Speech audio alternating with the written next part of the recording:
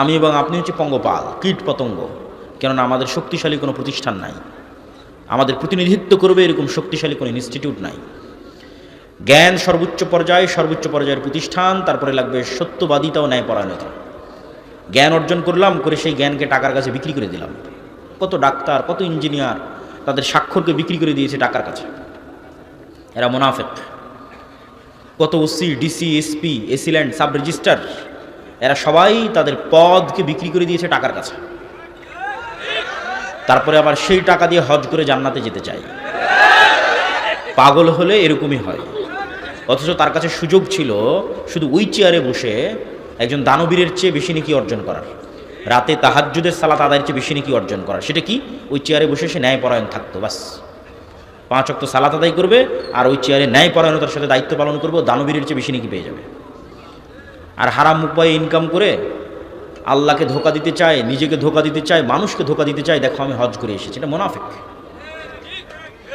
মুসলমানদের মধ্যে মুনাফিকিতে পরিপূর্ণ হয়ে গেছে। তাহলে লাগবে সততা, ন্যায়পরায়ণতা, আমানতদারিতা। এগুলো যখন আপনি অর্জন করে ফেলবেন তখন পৃথিবী আপনার শত্রু হয়ে যাবে। যেমন উসমান হাদির শত্রু হয়ে গেছিল, আপনারও শত্রু হবে। আপনি একবার অর্জন করে দেখেন, শত্রু হবে। সর্বোচ্চ জ্ঞান অর্জন করেন, বিক্রি হন না, শক্তিশালী প্রতিষ্ঠান তৈরি করেন, দেখেন আপনার কত শত্রু তৈরি হয়। আপনাকে হত্যা করার জন্য কত দেশ উঠে পড়ে লাগে, আপনাকে ধ্বংস করার জন্য কত চেষ্টা তৈরি হয়। তখনই দরকার হবে শেষে যেগুলো বলছিলাম, আল্লাহর সাহায্য। আর আল্লাহর সাহায্যের খাতায় নামই নাই যে সালাত আদায় করে না, নামই নাই। পরীক্ষার হলে তো ঢুকতেই দিবে না, যার হাজিরা খাতায় নাম নাই, ঢুকতে দিবে? অ্যাডমিট কার্ডও দিবে না প্রতিষ্ঠান। তাহলে আল্লাহর সাহায্য যে নিবে তার আগে তো নাম থাকতে হবে যে কে, আল্লাহ তোকে চিনেই না, কে সে। তো 5 ওয়াক্ত সালাত, রাতের সালাত, সকাল সন্ধ্যার জিকির, এগুলোর মাধ্যমে আল্লাহর সাহায্য পাওয়া যায় এবং পৃথিবীর সকল অসম্ভবকে সম্ভব করা যায়। যদি আমরা এরকম একটা প্রজন্ম তৈরি করতে পারি তাহলে আমাদের এইরকম নিকৃষ্ট গোলাম তৈরির যে কারখানা, এগুলোর সহযোগিতার দরকার হবে না। এরকম একটা প্রজন্ম তৈরি করতে পারলে এমনি ইসলাম রাষ্ট্রে প্রতিষ্ঠিত হয়ে যাবে। যে ওসি হিসেবে দায়িত্ব পালন করছে, যে এসিল্যান্ড হিসেবে দায়িত্ব পালন করছে, ও তো বাংলাদেশেরই সন্তান, কুমিল্লারই সন্তান, আমার আপনার সন্তান। এরা যদি বলে যে আমরা আজ থেকে সৎ হয়ে গেলাম, 80% ইসলাম প্রতিষ্ঠা হয়ে যাবে। 80%। ইসলাম মানে ইনসাফ, ইসলাম মানে ন্যায় বিচার। রাষ্ট্রে ইসলাম মানে ব্র্যান্ডিং, ন্যায় বিচার। তো আমাদের এরকম একটা প্রজন্ম দরকার। আর গোলাম তৈরির কারখানা যেটা, ওই গোলাম তৈরির কারখানা হচ্ছে আমাদের শিখাবে মিথ্যা, আমাদের শিখাবে দুর্নীতি, আমাদের শিখাবে নিন্দা, আমাদের শিখাবে গীবত। আর এগুলো প্রত্যেকটা কাজ গোলামের কাজ। মানে তারা মিথ্যা, দুর্নীতি, ধোঁকা এগুলোর সাথে যুক্ত হয়ে গেছে। ফলত তাদের মধ্যে নেতৃত্বের ক্রাইটেরিয়া নাই, নেতৃত্বের গুণ নাই। মুহাম্মদ সাল্লাল্লাহু আলাইহি ওয়াসাল্লাম যেই মানদণ্ডে ছিলেন তার ধারে কাছে আমরা নাই। মুহাম্মদ সাল্লাল্লাহু আলাইহি ওয়াসাল্লামের সাহাবীরা যেই মানদণ্ডে ছিলেন তার ধারে কাছে আমরা নাই। আপনি মুহাম্মদ সাল্লাল্লাহু আলাইহি ওয়াসাল্লামের পুরো জীবনী খুঁজে একদিন দেখাতে পারবে না যেই একদিন মুহাম্মদ সাল্লাল্লাহু আলাইহি ওয়াসাল্লাম আবু লাহাবকে, আবু জাহালকে, আবু সুফিয়ানকে মুখের ভাষা খারাপ করে ব্যক্তিগত আক্রমণ করেছে, কটূক্তি করেছে। একটা দিন সমগ্র ইতিহাস থেকে উঠিয়ে যাচাই বাছাই করে মুহাম্মদ সাল্লাল্লাহু আলাইহি ওয়াসাল্লামের শত্রুরাও লিখবে না এই কথা, যেন এটা বাস্তবে ঘটেনি। এটা যদি বাস্তবে ঘটতো, যেমনটা আমরা করি, আমরা আলেম ওলামারা করি, যে যার সাথে হয়তো আমি পারতেছি না, তা তখন ব্যক্তিগত আক্রমণ করলাম, আরে ওই তো খাটো, ওই তো বাঠো, ওই তো কানা, এগুলো ব্যক্তিগত আক্রমণ। আরে তোর বই পর্দা করে না, আরে ওর ছেলে এরকম, এগুলোকে বলে ব্যক্তিগত, মানে মানুষের মান সম্মান নিয়ে টানাটানি করা। এগুলো গোলামদের স্বভাব। তো মুহাম্মদ সাল্লাল্লাহু আলাইহি ওয়াসাল্লাম যদি একদিন এই কাজ আবু সুফিয়ানের সাথে করতেন, আপনি নিশ্চিত থাকেন আবু সুফিয়ান ইসলাম সত্য জানলেও গ্রহণ করতো না। আবু সুফিয়ান ইসলামকে সত্য জানার পরও গ্রহণ করতো না। কেন? যে আমাকে ব্যক্তিগত অ্যাটাক করেছে, তখন আমার ইগো তৈরি হয়ে যাবে। ইগো, যে ও আমাকে ব্যক্তিগত অ্যাটাক করেছে, আমি কেন ওর কাছে নত হব। কিন্তু আবু সুফিয়ানও জানে যে মুহাম্মদ সাল্লাল্লাহু আলাইহি ওয়াসাল্লামের হৃদয় ফ্রেশ, বলেন আল্লাহু আকবার। সে নিশ্চিত জানে যে মুহাম্মদ সাল্লাল্লাহু আলাইহি ওয়াসাল্লামের সাথে আমার যে লড়াইটা হচ্ছে এটা শুধুমাত্র আদর্শিক লড়াই, কিন্তু তার কাল্ব, তার হৃদয় আমার জন্য হিতাকাঙ্ক্ষী, কল্যাণকামী। এটা আবু সুফিয়ান জানে। এই জন্য এটা 1 সেকেন্ডের ব্যাপার যে আবু সুফিয়ান মুহাম্মদ সাল্লাল্লাহু আলাইহি ওয়াসাল্লামের হাতে হাত রেখে বলবে যে আপনার কাছে ইসলাম গ্রহণ করলাম, এটা করতে আবু সুফিয়ানের বাঁধবে না। কেন? মুহাম্মদ সাল্লাল্লাহু আলাইহি ওয়াসাল্লাম ওই ধরনের নেতা নন, ওই ধরনের কিছু তিনি করেননি। সেই ক্রাইটেরিয়া আমরা ফুলফিল করতে পারছি কিনা? রাসূল সাল্লাল্লাহু আলাইহি ওয়াসাল্লামের ওই নেতৃত্বের ক্রাইটেরিয়া নাই মুসলমানদের মধ্যে। মুসলমানদের গোলামির স্বভাব ঢুকে যাওয়ার কারণে, দীর্ঘ 200 বছর ব্রিটিশদের গোলামি করার কারণে মুসলমানদের মানসিকতা হয়ে গেছে ন্যারো মাইন্ডেড, সংকীর্ণ, যেমনটা হয়ে গেছিল বনী ইসরাইলের। এরা এখন 1 টাকার জন্য শুধু মিথ্যা বলবে না, 1 টাকার জন্য আরেকজনকে হত্যাও করতে পারে। এখান থেকে নেতা তৈরি হয় না, এখান থেকে গোলাম তৈরি হয়। এই জন্য আমি আমার বক্তব্যে বলেছি গণতন্ত্র হচ্ছে গোলাম তৈরির কারখানা। কেন গণতন্ত্র গোলাম তৈরির কারখানা? গণতন্ত্রের যে কালচার, এই পুরো কালচারটা নিম্ন লেভেল থেকে উপর লেভেল পর্যন্ত মিথ্যার উপর দাঁড়িয়ে আছে। মিথ্যা না বললে আপনি এখানে রাজনীতি করতে পারবেন না। আপনি নিশ্চিত থাকেন নির্বাচন কমিশনে যত এমপি পদপ্রার্থী হলফনামা জমা দিয়েছে তার শতভাগই বলা উচিত, এমনি একটু ইল্লামান রাহিমা রব্বি, এই জন্য 99% বলছি, 99% হলফনামা মিথ্যা। ওর বাস্তব যা সম্পদ সেটা সে সেখানে দেখায়নি, সেটা সে সেখানে বলেনি। এই পুরো কালচারটা মিথ্যার উপর দাঁড়িয়ে আছে, পুরো কালচারটা। এখন আপনাকে যেহেতু ভোট নিতে হবে, আপনি আরেকজনের বিরুদ্ধে যদি না বলেন কেমনে ভোট নেবেন? আরেকজনকে যদি ব্যক্তিগত অ্যাটাক না করেন, ছোট না দেখান যে ওই ছোট, ওই নিকৃষ্ট, ওই খারাপ, কেমনে ভোট নেবেন?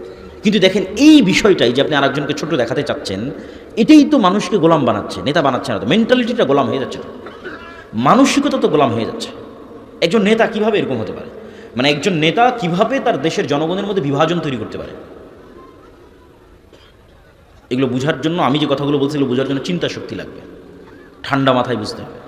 মুহাম্মদ সাল্লাল্লাহু আলাইহি ওয়াসাল্লাম হুনাইনের যুদ্ধে অনেক গনিমতের মাল পেয়েছিলেন। এই গনিমতের মাল, হুনাইনের যুদ্ধটা হয়েছিল কিন্তু মক্কা বিজয়ের পর। মক্কার মানুষ কেবল মুসলমান হয়েছে, এরা তো এতদিন মুহাম্মদ সাল্লাল্লাহু আলাইহি ওয়াসাল্লামের বিরুদ্ধে যুদ্ধ করতো। আর মক্কার মানুষ কেবল মুসলমান হয়ে মুহাম্মদ সাল্লাল্লাহু আলাইহি ওয়াসাল্লামের পক্ষে নিয়ে প্রথম যুদ্ধ করতেছে, হুনাইনের যুদ্ধ। এই গনিমতের মালের প্রায় সবই মুহাম্মদ সাল্লাল্লাহু আলাইহি ওয়াসাল্লাম মক্কার নবমুসলিমদের মধ্যে দিয়ে দিয়েছে। এখন যারা মুহাজির এবং আনসার, যারা মক্কা থেকে হিজরত করে আল্লাহর নবীর সাথে গেছিল মদিনায়, আর যারা মদিনায় আল্লাহর নবীর পাশে দাঁড়িয়েছিল, সবচেয়ে বেশি কষ্ট তো তারা করেছে। বদরের যুদ্ধ তারা লড়েছে, উহুদ খন্দক তারা লড়েছে, আল্লাহ নবীর কাঁধে কাঁধ রেখে আল্লাহ নবীর সকল দুঃখ কষ্ট তারা শেয়ার করেছে। আর আল্লাহর নবীকে সবচেয়ে বেশি কষ্ট দিয়েছে মক্কার মানুষ। আজ ইসলামের একটা অর্জন, হুনাইনের যুদ্ধে বিজয়, এই অর্জনের একটা বড় অংশ চলে যাচ্ছে সেই মক্কার মানুষের কাছে, আর বঞ্চিত হচ্ছে মুহাজির এবং আনসারেরা। তো ওই যে আব্দুর রহিম বলছিল না শয়তানের কথা, শয়তান তো সুযোগ পেয়ে গেছে, যেখানে তো বিভেদ তৈরি করা যায়, চমৎকার একটা সুযোগ। শয়তান তখন মুহাজির এবং আনসারদের অন্তরে দিয়ে দিল যে তোমাদের শুধু ব্যবহার করা হলো, কাজের বেলা দেওয়া হলো মক্কার মানুষকে। তো এই জায়গায় চাইলে রাসূলুল্লাহ সাল্লাল্লাহু আলাইহি ওয়াসাল্লামও বিভেদ তৈরি করতে পারতেন, কেন বিভেদ শয়তান চায়। আপনাদের ভাষায় যদি বলি, বাংলাদেশের ঐতিহাসিক প্রেক্ষাপটে যদি বলি, যে মুক্তিযোদ্ধা বনাম রাজাকার, এইভাবে একটা দেশের মানুষকে বিভক্ত রাখা, এটা হচ্ছে ভারতীয় রাজনৈতিক বয়ান।